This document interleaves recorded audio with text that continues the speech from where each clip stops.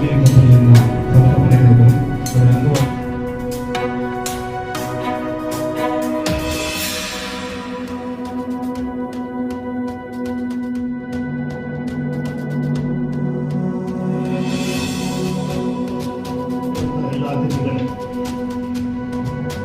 February 13 ಅನ್ನೋದು ನಮಗೆ ತುಂಬ ವಿಶೇಷವಾದ ದಿನ. ಕಂಪನಿ ಸ್ಥಾಪನೆಯಾದಂಥ ದಿನ ಫೆಬ್ರವರಿ 13. ಅದೇ ಕಂಪನಿಯು ಸರ್ಕಾರಕ್ಕೆ ಸೇರಿದ್ದು ಫೆಬ್ರವರಿ 13. ಸರ್ಕಾರದ C&I ಇಂದ ಈಗ ಎನರ್ಜಿ ಡಿಪಾರ್ಟ್ಮೆಂಟ್ ಇಂಧನ ಇಲಾಖೆಗೆ ಬಂದಿರೋದು ಫೆಬ್ರವರಿ 13. ಈ ಒಂದು ಫೆಬ್ರವರಿ 13 ಅನ್ನೋದು ನಮ್ಮ ಕಂಪನಿಗೆ 13ನೇ ತಾರೀಕು ಜುಲೈ 13 ಇದಕ್ಕೆ ಬಂದು ಎನರ್ಜಿ ಬಂದಿದ್ದು. 13ನೇ ತಾರೀಕು ಅಷ್ಟು ವಿಶೇಷವಾಗಿದೆ ನಮಗೆಲ್ಲ. ನಾವೆಲ್ಲ ಹಿಂದೆ MEI ಅಂತ ಒಂದು ಭವ್ಯ ಸಂಸ್ಥೆಯನ್ನ NG ಅಯ್ಯಂಗಾರ್ ಅವರು ಸ್ಥಾಪಿಸಿದ್ದಾರೆ. ಇವತ್ತು ಸಂಸ್ಥಾಪಕರ ದಿನ ಅಂದ್ರೆ ಆ ಬೇರು ಮತ್ತೆ ಅಲ್ಲಿಂದ 81 ವರ್ಷದ ಪ್ರಯಾಣಗಳನ್ನ ನಾವು ನೆನಪಿಸ್ಕೊಳ್ಳುವಂತ ದಿನ. ಎಷ್ಟು ಸುದೀರ್ಘವಾಗಿದೆ ಮತ್ತೆ ಅದರಲ್ಲಿನ ಮೈಲಿಗಲ್ಲುಗಳೇನು ಅನ್ನೋದನ್ನ ನೆನೆಸ್ಕೊಳ್ಳೋ ಒಂದು ದಿನ. ಅದರಲ್ಲಿ ನೀವು ಅವ್ರು ಹೇಳ್ದಂಗೆ ಫೆಬ್ರವರಿ 13, 1945ರಲ್ಲಿ NG ಅಯ್ಯಂಗಾರ್ ಸ್ಥಾಪಿಸಿದ್ರು. ನಂತರ 1975ರಲ್ಲಿ ಮೇ ಬಿ ಅದು ನಮ್ಮಲ್ಲಿ ಎಷ್ಟೊಂದು ಜನ ಹುಟ್ಟೇ ಇರಲ್ಲ.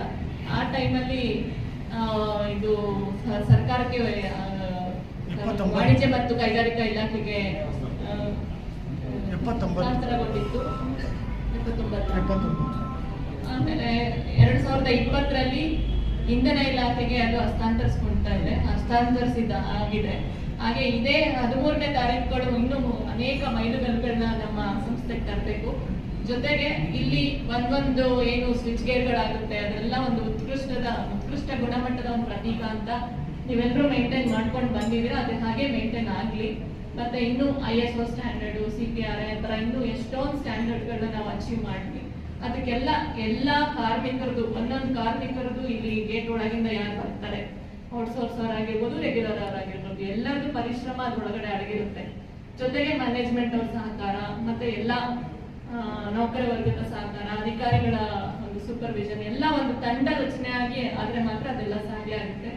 ಹಾಗಾಗಿ ಬರೀ ಒಂದು ನೆನೆಸ್ಕೊಳ್ಳೋದಷ್ಟೇ ದಿನ ಅಲ್ಲ ಸಂಸ್ಥಾಪಕರ ದಿನ ಅಂದ್ರೆ ನಾವು ಮುಂದಕ್ಕೆ ಏನ್ ಮಾಡ್ತೀವಿ, ಆ ಉತ್ಕೃಷ್ಟ ಗುಣಮಟ್ಟತೆಯನ್ನು ಕಾಪಾಡೋದಕ್ಕೆ ನಮ್ಮಲ್ಲಿ ಏನು ನಾವು ಅವ್ರ ಹೇಳಿದಾಗ ಉತ್ಪಾದನೆ ಜಾಸ್ತಿ ಮಾಡೋದಿರ್ಬೋದು ಅಥವಾ ಗುಣಮಟ್ಟ ಕಾಪಾಡೋದಿರ್ಬೋದು ಅಥವಾ ನಾವು ಒಂದು ಡೆಡಿಕೇಶನ್ ಮತ್ತೆ ಕಮಿಟ್ಮೆಂಟ್ ಅಲ್ಲಿ ನಾವು ಫ್ಯಾಕ್ಟ್ರಿಯಲ್ಲಿ ನಡ್ಕೊಳ್ಳೋದಿರ್ಬೋದು.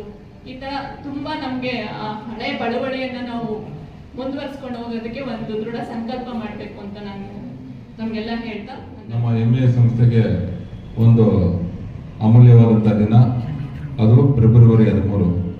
1945ರಲ್ಲಿ ಸ್ಥಾಪನೆಗೊಂಡಂಥ ಈ ಸಂಸ್ಥೆ ಇವತ್ತು 8 ದಶಕಗಳ ಕಾಲ ಇವತ್ತು ಸಾರ್ವಜನಿಕ ಕ್ಷೇತ್ರದಲ್ಲಿ ರಾಜ್ಯ, ರಾಷ್ಟ್ರ ಹಾಗೂ ಅಂತಾರಾಷ್ಟ್ರೀಯ ಮಟ್ಟದಲ್ಲೂ ಸಹ ತನ್ನ ಗುಣಮಟ್ಟವನ್ನು ಕಾಯ್ದುಕೊಂಡು ಪ್ರಸ್ತುತ ದಿನದಿಂದ ಇಲ್ಲಿವರೆಗೂ ಸಹ ಇವತ್ತು ಈ ಸಂಸ್ಥೆ ಇಡೀ ವಿಶ್ವಕ್ಕೆ ಮಾದರಿಯಾಗಿರ್ತಕ್ಕಂಥ ಸಂಸ್ಥೆ. ಇವತ್ತು ಆ ಸಂದರ್ಭದಲ್ಲಿ ಪ್ರಾರಂಭ ಮಾಡಿದಾಗ ಅತಿ ಹೆಚ್ಚಿನ ನೌಕರರು, ಅಧಿಕಾರಿಗಳಿದ್ರು. ಇವತ್ತು ಬೆರಳೆಣಿಕೆಯಷ್ಟು ಜನ ಇದ್ದಾರೆ. ಆದರೆ ನಮ್ಮ ಅವಧಿ ಒಳಗಡೆ ಈಗ ಇನ್ನೂ 120 ಜನನ ಸೇರ್ಪಡೆ ಮಾಡುವುದರ ಮೂಲಕ ಈ ಸಂಸ್ಥೆಯನ್ನ ಇನ್ನೂ ಗಟ್ಟಿಗೊಳಿಸಬೇಕಂತಕ್ಕಂಥ ನಿಟ್ಟಿನಲ್ಲಿ ಅಧಿಕಾರಿಗಳ ಜೊತೆಗೆ ಮತ್ತೊಂದು ತಂಡದ ಅಧಿಕಾರಿಗಳ ಮಧ್ಯೆ ಕೈ ಜೋಡಿಸಬೇಕು. ಯಾಕಂದ್ರೆ ಈ ಸಂಸ್ಥೆಯಲ್ಲಿ ಕನಿಷ್ಠ ಪಕ್ಷ ಕಾಯಮ್ಮಾಗೆ 380 ಜನ ಕಾರ್ಯನಿರ್ವಹಿಸಬೇಕು. ಆಗ ಮಾತ್ರ ಈ ಸಂಸ್ಥೆಗೆ ಅತ್ಯಂತ ಬಲಿಷ್ಠವಾಗಿ ಕಟ್ಟಲಿಕ್ಕೆ ಸಾಧ್ಯ. ಇವತ್ತು ಸಂಸ್ಥೆ ಬಲಿಷ್ಠವಾಗಿದೆ, ನಮ್ಮ ಬ್ರೇಕರ್ ಇದು ಗುಣಮಟ್ಟ ಬಲಿಷ್ಠವಾಗಿದೆ. ಆದರೆ ನಾವು ಅದರಂತೆಯೇ ದುಡಿದು ಸಂಸ್ಥೆನ ಬಲಿಷ್ಠಗೊಳಿಸಬೇಕು.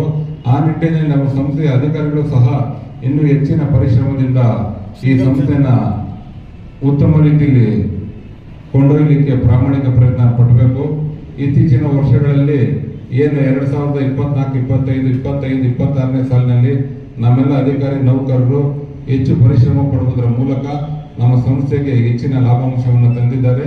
ಪ್ರಸ್ತುತ ಈ ವರ್ಷವೂ ಇನ್ನು ಉಳಿದಿರತಕ್ಕಂಥ ಈ ಒಂದು 17 ದಿನ ನಂತರ 30 ದಿನದಲ್ಲಿ ಅತಿ ಹೆಚ್ಚು ಉತ್ಪಾದನೆ ಮಾಡುವುದರ ಮೂಲಕ MA ಸ್ಥಾಪನೆಗೆ ನಾವೇನು 8 ದಶಕಗಳ ಕಾಲ ಇವತ್ತು ಈ ಒಂದು ಸಂಸ್ಥೆ ತನ್ನ ದಾಪುಗಾಲನ್ನು ಇಟ್ಟಿದೆ. ಅದಕ್ಕೆ ಕಾರಣೀಭೂತರಾಗಬೇಕಂದ್ರೆ ಈ ತಿಂಗಳಿನಲ್ಲಿ ಮುಂದಿನ ತಿಂಗಳಲ್ಲಿ ಅತಿ ಹೆಚ್ಚು ಪರಿಶ್ರಮವನ್ನು ಪಡಬೇಕು. ಈಗ ನಮ್ಮ ನೌಕರರು ಎಲ್ಲ ಸವಲತ್ತುಗಳನ್ನ ಕೇಳ್ತಾರೆ, ಆದ್ರೆ ಎಲ್ಲ ಸವಲತ್ತಿಗಿಂತ ಇನ್ನೂ ಹೆಚ್ಚಿನ ಸವಲತ್ತು ಕೊಡ್ಬೇಕಂತಕ್ಕಂಥದ್ದು ನಮ್ಮ ಉದ್ದೇಶ. ಅದ್ರ ಜೊತೆಗೆ ಈಗ ಯಾವುದೇ ಒಬ್ಬ ಮಹಾನ್ ವ್ಯಕ್ತಿಗೆ ನಾವು ಗೌರವ ಕೊಡ್ಬೇಕಂದ್ರೆ, ಆ ಸಂಸ್ಥೆ ಮುಂದೆ ಬರ್ಬೇಕಂದ್ರೆ ಏನ್ ನಿಗದಿತ ಪಡಿಸಿರ್ತಾರೆ ಅದಕ್ಕಿಂತ ಒಂದು ಅರ್ಧ ಗಂಟೆ 1 ಗಂಟೆಗಳ ಕಾಲ ಹೆಚ್ಚಿನ ಪರಿಶ್ರಮ ಪಡಬೇಕು.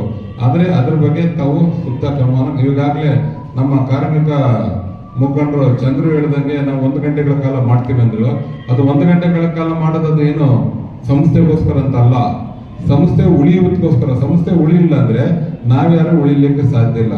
ಆದ್ದರಿಂದ ಸಂಸ್ಥೆ ಉಳಿಬೇಕು. ಸಂಸ್ಥೆಯಲ್ಲಿ ಕಾರ್ಯನಿರ್ವಹಿಸಿರ್ತಕ್ಕಂಥ ಅಧಿಕಾರಿಗಳು, ಸಿಬ್ಬಂದಿಗಳು ಎಲ್ರಿಗೂ ಅನುಕೂಲ ಆಗ್ಬೇಕು ಅಂದ್ರೆ ನೀವು ಹೆಚ್ಚಿನ ಉತ್ಪಾದನೆ ಮಾಡಬೇಕು.